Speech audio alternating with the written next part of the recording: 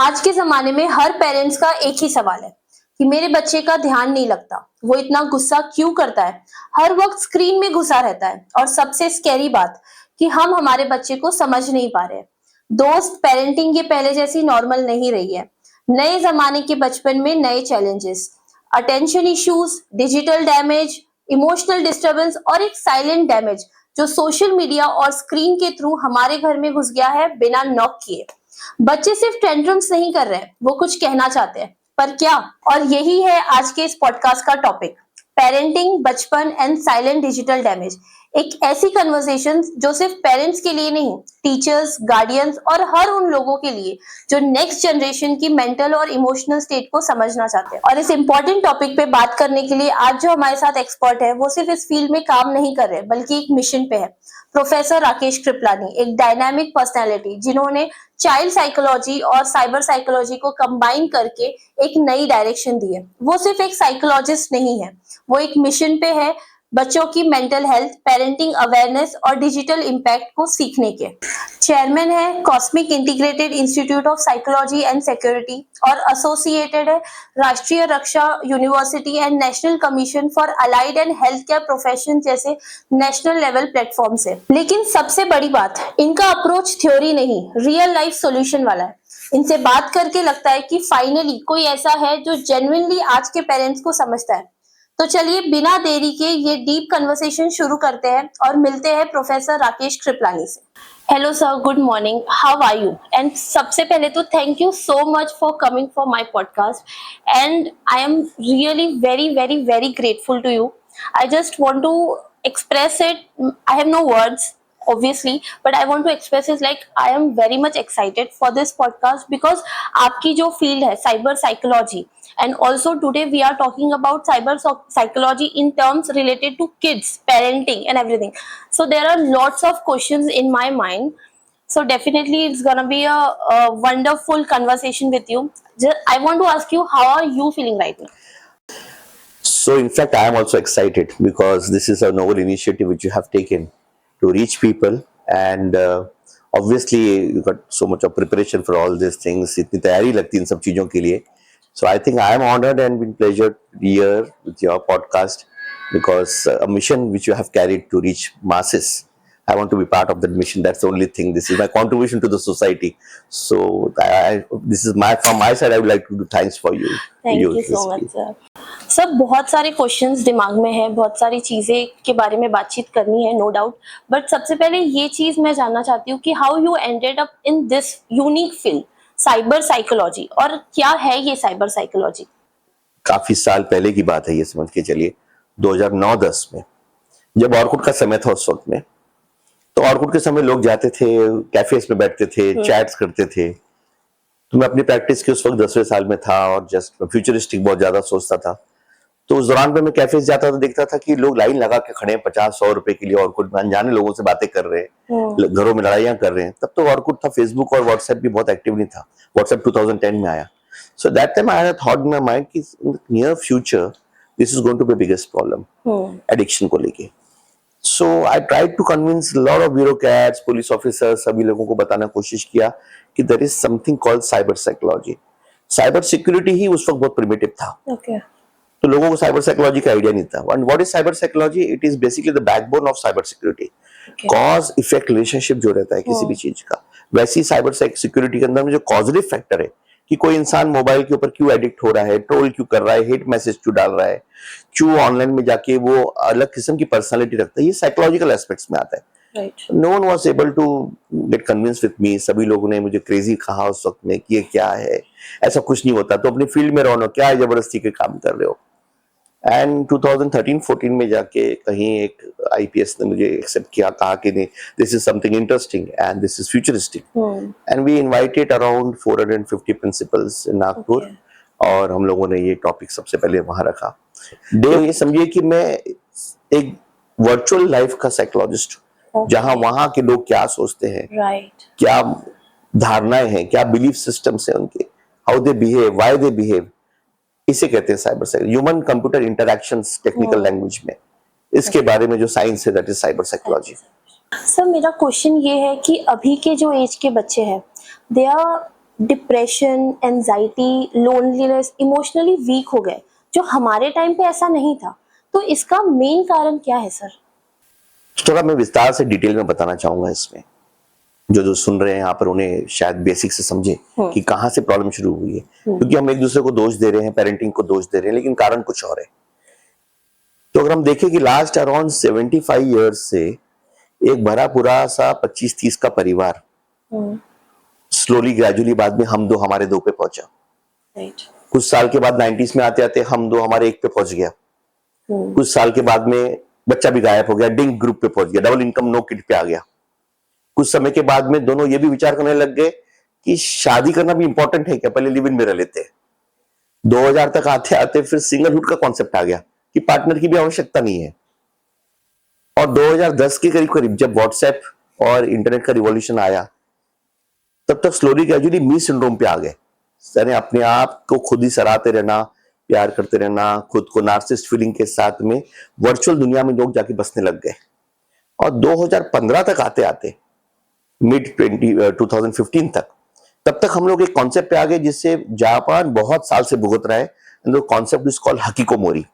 हकीकोमोरी मतलब जहां Japanese youth, millions of Japanese youth ने अपने आप को कमरों में बंद करके रखा हुआ है और कन्फाइन किया हुआ है, रूम से बाहर निकलते ही नहीं है सालों तक, महीनों तक कमरे में ही काम करते हैं, वहीं खाते पीते हैं, वहीं वर्किंग करते हैं। 2015 के करीब करीब मेरे पास भी यूथ यही कहता था कि सर मैं पूरे महीने पर बाहर नहीं निकलता हूँ। मैंने कहा कि क्या हुआ, क्या करते क्या हो? बोले सर अमेजन पे मूवीज देखता हूँ, नेटफ्लिक्स पे मूवीज देखता हूँ। खाते क्या हो? बोले जोमेटो स्विगी से मंगाता हूँ। बाहर क्यों नहीं जाते हो? बोले सर बाहर जाना मुझे अच्छा नहीं लगता।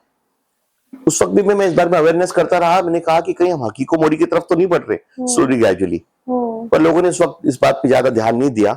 और 2019 तक जब कहता रहा, मुझे नहीं पता था 2020 में लॉकडाउन आने वाला है और जो हकीको मोरी नहीं भी है वो भी हो जाएगा। और 2020 में सबके सब एक कमरे के अंदर घुस गए, और जब बाहर निकले कमरे से पोस्ट लॉकडाउन में, तो हमने देखा कि सडनली लोगों को सोशल एंजाइटी, घबराहट, ओवर थिंकिंग, बेचैनी, ये सब कुछ होने लगा। 27 मार्च 2020 को मैंने फेसबुक पे मेरा पहला एक शो किया था लॉकडाउन के समय पे, और उस दौरान पे मैंने बताया था कि पोस्ट लॉकडाउन पीरियड में क्या क्या होने वाला है। तब भी लोगों ने मुझसे क्रेजी कहा कि आप बहुत डरा रहे हो। मैंने कहा कि मेंटल हेल्थ की प्रॉब्लम बढ़ने वाली है, लॉकडाउन और वायरल चला जाएगा, लेकिन उसकी छाप मेंटल हेल्थ पे छोड़ के जाएगा। तो गए कुछ सालों के अंदर में ये बड़ा सा परिवार जो श्रिंक हो गया, हमारा कम्युनिकेशन जो श्रिंक हो गया, राइट फ्रॉम 1-1.5 घंटा बैठने से लेके ग्रीटिंग कार्ड्स तक, ग्रीटिंग कार्ड से एसएमएस तक, एसएमएस से इमोजीज तक, हम स्लोली ग्रेजुअली हमने अपना कम्युनिकेशन श्रिंक कर दिया। यानी आज किसी बच्चे को अगर बोलना है कि खाना कैसे बना है, उसे बताना है कि अच्छा बना है, तो वो मुंह से नहीं कहता है, वो ऐसा थंब दिखाता है ना। आप भी किसी को आरआईपी बोल के ऐसा हाथ जोड़ के खत्म कर लेते हैं, हम उसको कंडोलेंस नहीं करते, तो हम इमोजीज पे पहुंच गए। तो परिवार भी श्रिंक हो गया, सब कुछ श्रिंक हुआ।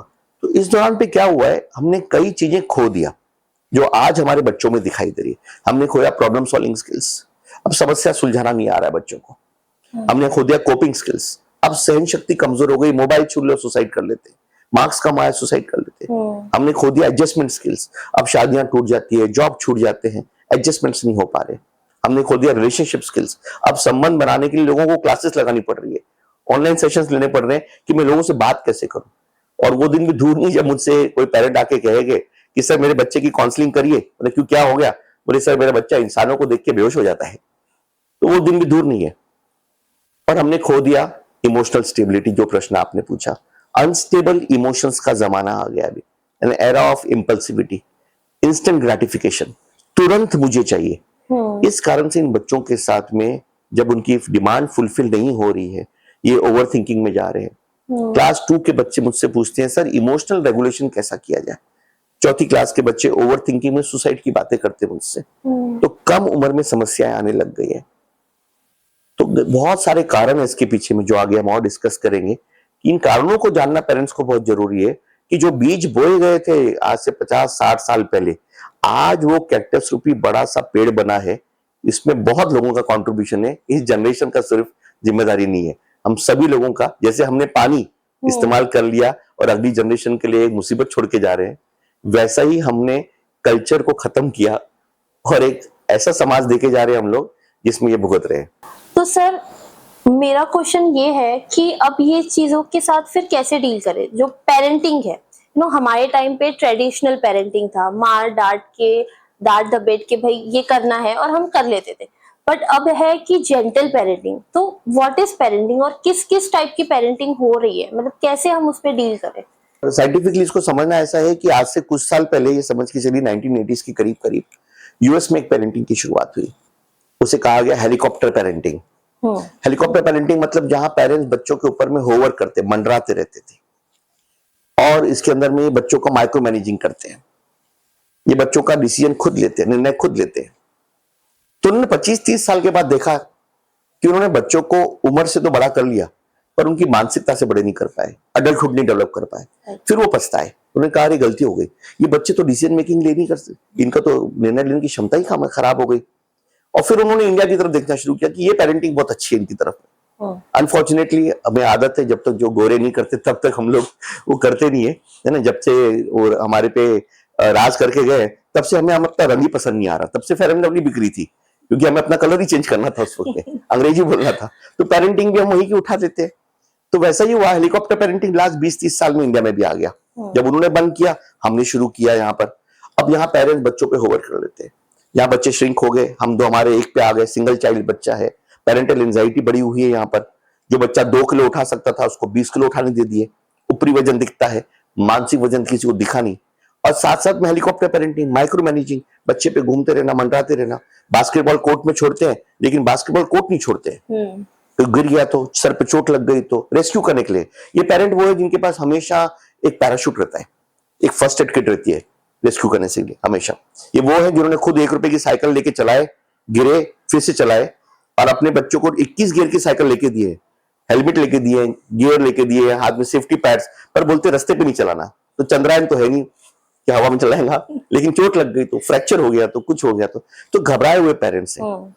तो लास्ट 20-30 साल से हमारी पेरेंटिंग के अंदर में ये जो हेलीकॉप्टर पेरेंटिंग आया है, जो माइक्रो मैनेजिंग करते हैं, जो बच्चे की लड़ाई खुद लड़ रहे हैं, इसमें बच्चे की खुद की निर्णय लेने की क्षमता, लड़ने की क्षमता कमजोर, उनकी बैटल कोई और लड़ रहा है। तो आने वाले समय में ये पहले से फिक्स था कि ये बच्चे जब खुद फाइट करने जाएंगे, इनके पास वो क्षमता ही नहीं है, तो ये डिप्रेशन में जाएंगे, एंजाइटी में जाएंगे, क्योंकि इनकी क्षमता किसी और ने यूज कर ली है। तो हेलीकॉप्टर पेरेंटिंग के अलावा और भी है बहुत सारे पेरेंटिंग, जैसे टाइगर पेरेंटिंग है। टाइगर पेरेंटिंग में जो मदर्स रहते हैं उसमें वो माइक्रो मैनेजिंग, सुबह उसे स्कूल जाना है, फिर उसके बाद म्यूजिक क्लास जाना है, स्विमिंग क्लास जाना है, बैडमिंटन जाना है, शाम को ट्यूशन जाना है, सांस सैटरडे संडे लेता है बच्चा उसके अंदर में, उसके लिए अलग से उसको अलॉटमेंट है सांस लेने का दिन, तो बिल्कुल स्केड्यूल रहता है उसका। और फिर उसके बाद लॉन मोवर पेरेंटिंग है, जहां पेरेंट बोलता है तुम मुझे फॉलो करो, जो मैं कह रहा हूँ मुझे फॉलो करो। हेलीकॉप्टर में होवर करता है, ये उसके पीछे फॉलो करने को लगा, उसमें भी सेम हेलीकॉप्टर जैसा रहता है, निर्णय लेने की क्षमता बच्चे की नहीं रहती है, बच्चा उनको फॉलो करता है। और चौथा जो आपने मुझसे प्रश्न पूछा वो है फ्री रेंज पेरेंटिंग, जिसे मैं बहुत साल पहले, आज से करीबन 15-20 साल पहले मेरे पुराने वर्कशॉप्स में, वीडियोस में मैं अक्सर कहता था कि पेरेंट्स को कि आप नेचुरल पेरेंटिंग की तरफ बढ़िए। जैसे आम और जाम का पेड़ रहता है, शेपलेस रहता है पर फल देता है, जनरेशंस फल खाती है उसके ऊपर। और बोनसाई पेरेंटिंग दिखने में बड़ी सुंदर रहती है, बोनसाई ट्री जैसा सुंदर रहता है, दिखने में बहुत अच्छा रहता है, लेकिन उसके फल आप नहीं खा सकते। तो मैं अक्सर कहता था कि हम बोनसाई पेरेंटिंग की तरफ बढ़ते चले आ रहे हैं, जो दिखने में तो बहुत सुंदर है, लेकिन इसकी आने वाली पीढ़ियां इसका फल नहीं खा पाएगी कुछ भी। तो नेचुरल पेरेंटिंग जो है, जिसको फ्री रेंज पेरेंटिंग, जहां बच्चे की निर्णय लेने की क्षमता, डिसीजन मेकिंग की क्षमता को बढ़ाया जाता है, तो अब हमें वहां पे वापस से लाना है। अब पूरा वर्ल्ड उसी तरफ बढ़ रहा है। वो कहते हैं कि बच्चे को आप उसकी डिसीजन मेकिंग स्किल्स के लिए इंकरेज करिए। हम उल्टा होते जा रहे हैं अभी। हम यहाँ पर टाइगर पेरेंटिंग में शिफ्ट हो रहे हैं, हेलीकॉप्टर पेरेंटिंग में शिफ्ट हो रहे हैं। हम समझ नहीं पा रहे हैं कि बच्चा बेसिकली एक तो ऑनलाइन की लाइफ में परेशान है, फिर यहाँ ऑफलाइन के अंदर में हम उसके साथ में तकलीफ दे रहे हैं। अब एक सिंपल सी बात सोचिए कि इंडियन पेरेंटिंग सिस्टम का एग्जाम्पल कैसा है। अर्ली मॉर्निंग 6 बजे मदर उठाने जाती है बेडरूम में बच्चे को, बोलती तो गुड मॉर्निंग है उसको, लेकिन कर डालती उसका बैड मॉर्निंग। धमकियों से जिंदगी शुरू होती है उसकी, है ना, धमकियों से शुरुआत होती है। पहले जाके हल्के से बोलते उठ जा बेटा, फिर वॉल्यूम थोड़ा थोड़ा बढ़ जाता है, फिर पंखा बंद होता है, फिर कंबल खींची जाती है और धमकी तेरे पापा को बताऊंगी, तेरे टीचर को बताऊंगी। आप खुद सोचिए कि जो भी महिलाएं मुझे सुन रही है, मदर सुन रही है, अगर आपको कोई ऐसी धमकी दे रूँ, तेरी सास को बताती, तेरी माँ को बताती हूँ, तो कैसी कर्कश जिंदगी रहेगी उसकी। तो ये बच्चे के साथ में सुबह सुबह धमकियां, उसके बाद में चलो धमकी हो गया, फिर दूध के लिए हमारे यहाँ बड़ी प्रॉब्लम है। दूध पी, दूध पी, दूध पी। सारे घरों के अंदर में सुबह दूध के लिए 1 घंटा बिल्कुल महाभारत चलती है। बच्चा डाइनिंग पे आता है 1 घंटे के बाद और क्या देखता है कि सबके सब चाय पी रहे, मैं अकेला दूध पी रहा हूँ। राइट। कहते हैं जो आप मुझे इतनी देर से समझा रहे हैं आप खुद क्यों नहीं पीते, इसलिए हर बच्चा चाय मांगता है। और फिर यही बच्चे को चाय में बिस्किट डुबा के, पार्ले जी की डुबा के इसको बस में बिठाया जाता है। पता नहीं क्या हो गया इंडिया में कि इंडिया में ब्रेकफास्ट जो है वो चाय बिस्किट बन गया, सडनली ब्रेड बन गया। अब खाली पेट लिक्विड लेके वो बस में बैठ गया। अब स्कूल्स भी सभी शहरों के अंदर में, मेट्रोस में आसपास में 1 घंटे के डिस्टेंस पे है। ट्रांसपोर्ट सर्विस देते हुए 1 घंटे बाद बच्चा स्कूल पहुंचता है खाली पेट। रात के 9 बजे खाना खाया है, सुबह के 9 बज गए हैं, 12 घंटे हो चुके हैं उसको। अब स्कूल पहुंचने के बाद में वहां कोई रेड कार्पेट एंट्री तो है नहीं, टीचर रुकी है डांटने के लिए, बच्चे बैठे हैं बुली करने के लिए, होमवर्क है, सब कुछ है। फिर 10:30 बजे एक ब्रेक लगती है 20 मिनट की। अब वो ब्रेक में बच्चे के पास है 2 ऑप्शंस, या तो मैं अपने दोस्तों के साथ खेलूं या तो मैं ये टिफिन खत्म करूं। बोलता टिफिन तो घर पे भी खा सकता हूं, दोस्तों के साथ खेल लेता हूं। फिर वो खाली पेट फिर दोस्तों के साथ खेल लेता है। फिर 3 सवा 3 बजे फिर वो बस में बैठता है, 1 घंटा फिर ट्रैवल सर्विस देते देते 4:30 घर पे पहुंचता है। अब 4:30 के बाद में जो मदर ने, फादर ने जो स्कूल को जुगाड़ लगा के, पहचान लगा के, मिन्नतें करके स्कूल में एडमिशन कराया, 4:30 वो स्कूल से उसका विश्वास उड़ गया। अब बाजू की एक 12वीं पास बाहुबली टीचर है ना, जो ट्यूशन पढ़ाती है, जिसकी ट्यूशन के नीचे लिखा रहे यहाँ पिको फॉल भी किया जाता है ना, उसको उसके पास बच्चे को भेज देते हैं। अब वहां न टेबल है न चेयर, बच्चा बेचारा जमीन पे बैठ के अपना 2.5 घंटे ट्यूशन पढ़ रहा है। और वो 12 सब्जेक्ट पढ़ाती है, वहां 12 टीचर पढ़ाती है, 12 सब्जेक्ट पढ़ाती है। 6:30 बजे बच्चा वापस बाहर आता है, टर्टल की जैसे बैग लगा के, सोचता है ऑक्सीजन मिलेगा जिंदगी में मेरे को। तो मदर बोलती है मेरे सामने पढ़ 6:30 से 8:30 तक, जब तक मेरे सामने नहीं पड़ेगा तब तक मुझे विश्वास ही नहीं है। 8:30 14.5 घंटे के बाद जब बच्चा ये पूरा घूम के तकलीफ के बाद घर पहुंचता है, बैठता है माँ के साथ, तो उसको तारीफ मिलने की जगह पे मदर फादर बोलते बेटा जिंदगी में तो कुछ नहीं कर पाएगा, 1 नंबर का नालायक है तू। बोलता है 14.5 घंटे किया क्या मैंने। तो ये बच्चा सुबह उठने के लिए आनाकानी करता है। बोलता है रील की जिंदगी, सपनों की जिंदगी ज्यादा बेटर है रियल जिंदगी से। इसलिए हमारे यहाँ पेरेंटिंग की प्रॉब्लम है। हम उस बच्चे की जिंदगी हम 2 दिन जी नहीं सकते। अगर आज पेरेंट्स को 2 दिन ऐसा बैग लगा के मैं घुमा दूं स्कूल में ना, तीसरे दिन बोलेंगे सर मैं थक गई, मैं थक गया। पर बच्चा 180 दिन स्कूल जाता है और लोग मुझसे पूछते हैं आके सर बच्चे का कंसंट्रेशन नहीं लगता। आप 2 दिन में थक गए और बच्चा वो सब्जेक्ट्स पढ़ रहा है, वो किताब पढ़ रहा है जिसका उसके पता ही नहीं कि इसका अंत क्या होने वाला है इस चीज का। तो पेरेंटिंग हमें रिफ्रेम करना पड़ेगा, समझना पड़ेगा नई जनरेशन को हमें कि इनके साथ पेरेंटिंग कैसे की जाए। तो ट्रेडिशनल पेरेंटिंग, साइलेंट पेरेंटिंग, दुनिया भर के पुराने जो नाम थे अब अपडेट हो गए। जब हमने घर का लैंडलाइन फोन बदल दिया है, स्मार्टफोन पे शिफ्ट हो गए, तो स्मार्ट पेरेंटिंग पे भी शिफ्ट होना भी बहुत जरूरी है।